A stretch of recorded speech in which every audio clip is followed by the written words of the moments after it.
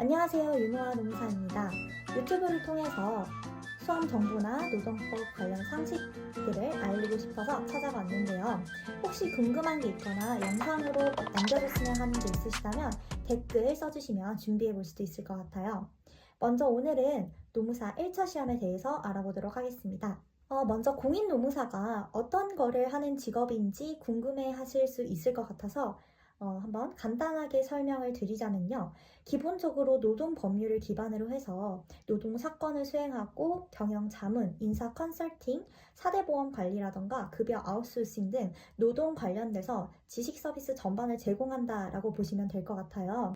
공인노무사 시험은 1차는 객관식, 2차는 논술, 3차는 면접으로 이루어져 있는데요. 참고로 1차 접수 시에 영어 성적이 요구됩니다. 영어 성적 같은 경우에는 접수가 가능한 영어 시험은 토익, 토플, 탭스, 지텔프, 플래스가 있는데요. 먼저 영어 성적을 준비해 주시는 것이 좋을 것 같아요. 그리고 3차는 면접인데요. 면접은 거의 떨어지는 사람이 없기 때문에 형식적인 면이 존재한다라고 보시면 될 것 같아요. 그래서 노무사 시험 같은 경우에는 1차 시험과 2차 시험이 굉장히 중요한 그러한 자격사 시험이라고 생각해 주시면 될 것 같습니다. 자, 그럼 먼저 오늘은 노무사 1차 시험에 대해서 알아볼 건데요. 특히 기본적인 정보에 대해서 알아볼 거기 때문에 혹시라도 수험에 대한 기본적인 지식이나 정보들이 많으신 분이라면 이 영상은 패스하셔도 좋을 것 같습니다. 1차 시험의 지원자들이요, 해가 갈수록 늘고 있어요. 8대 전문직 중에 하나인 노무사 시험이 예전에는 타 자격사에 비해서 과목도 적고 합격하기 좀 수월하다 이런 말씀을 들어보셨을 것 같아요. 저 때만 해도 그러한 이유로 진입하신 분들이 많았거든요. 그 이유는 여러 가지가 있겠지만 제가 생각했을 때는 1차 시험의 합격률이 높았기 때문이 아닐까라고 생각을 합니다. 특히 제가 1차를 봤던 2022년도만 해도 1차 합격률이 60%에 육박했습니다. 되게 운이 좋았죠. 하지만 1차 시험의 합격률이 높았기 때문에 2차 시험은 좀 치열했다. 이러한 단점은 있을 수 있을 것 같아요. 아무튼 그랬는데 2023년도에는 35%로 떨어지더니 2024년도에는 22%로 뚝 떨어졌습니다. 그래서 예전처럼 1차 시험이요 쉽지가 않고 또 만만하게 볼 수 없는 그런 시험이 됐습니다. 그리고 하나 더 생각하셔야 할 것은요. 2024년에요. 1차 시험이 개편되었습니다. 그래서 각 과목당 원래는 25문항이었는데요. 40문항으로 더 문항수가 늘어났습니다.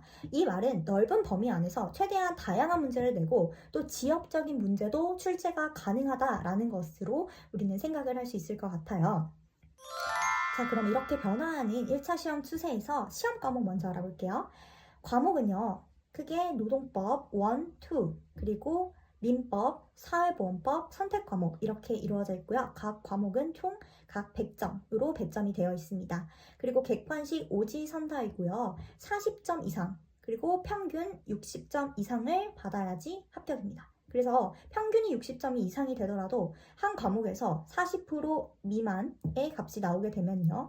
과락이 나오게 되어서 불합격이 되는 것입니다. 그럼 각 과목별로 간단하게 한번 알아볼게요.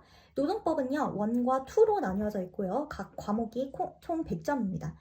그래서 노동법 1 같은 경우에는 개별적 근로관계를 규율하는 법들을 주로 다루고 있어요. 그래서 근로기준법이라던가 파견법, 기간제법, 그리고 산안법 등을 다루고 있고요. 집단법 같은 경우에는 집단적인 노사관계를 규율하는 법들을 포함시키고 있어요. 그래서 노조법, 근참법, 공무원 또는 교원노조 법률 이런 것들이 포함이 됩니다. 두 번째로는 민법인데요. 민법은 민법 총칙과 채권법으로 시험 범위가 나누어져 있습니다. 민법 같은 경우에는요, 양이 굉장히 많고요. 그리고 단순한 암기로는요, 좀 어려워요. 그래서 최대한 넓은 범위를 깊이 이해하는 것이 중요하고요. 1차 공부할 때 제가 추천하는 것은 먼저 인강이 되었던 기본서가 되었던지 민법 먼저 공부하는 것이 나중에 쫄리지 않을 수 있다. 그런 점에서 중요하다라는 것을 말씀드리고 싶어요. 세 번째 과목은 사회보험법입니다. 사회보험법은 사회보장기본법, 고용보험법, 산업재해보상보험법, 국민연금법, 국민건강보험법, 고용보험 및 보상보험법 보험료 징수에 관한 법률로 이루어져 있어요. 사회보험법 같은 경우에는요, 뭐 민법이나 노동법처럼 양이 그렇게 많지는 않지만요, 요즘에 지역적인 문제들이 굉장히 많이 출제가 되고 있어요. 그래서 최근에 기출되었던 그런 문제들 뿐만 아니라 다양한 문제풀이를 많이 해봐야 되는 그런 과목이 되었습니다. 그다음에 네 번째 과목은요, 경영학 또는 경제학으로 이루어진 선택 과목인데요. 과목을 보통 선택을 하실 때는 내가 경제학을 전공을 했고 또 경제학에 자신이 있다, 이렇지 않으면 보통은 경영학으로 가시는 것 같아요. 경영학 같은 경우에 내용이 조금 일반적이고요, 암기하면 되는 그런 내용들이 많기 때문인 것 같은데요.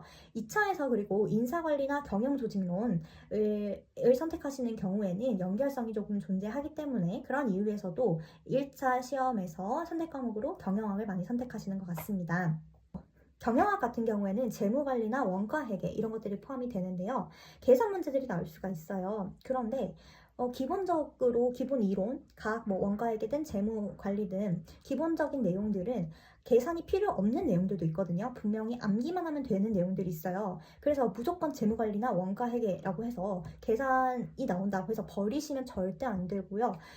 계산 문제 이전에 이론에서 많이 맞출 수 있도록 준비를 하시고, 계산 문제 같은 경우에도요, 다 포기하시지 마시고 최대한 많이 내가 풀어낼 수 있는 것들을 확보해 놓으시는 것이 좋습니다. 계산 문제라고 해서 저도 완전 찐 문과로서 계산 문제에 겁을 많이 먹었었는데요. 계산 문제가 그렇게 어려운 계산 문제가 나오지 않습니다. 그래서 우리가 기본적으로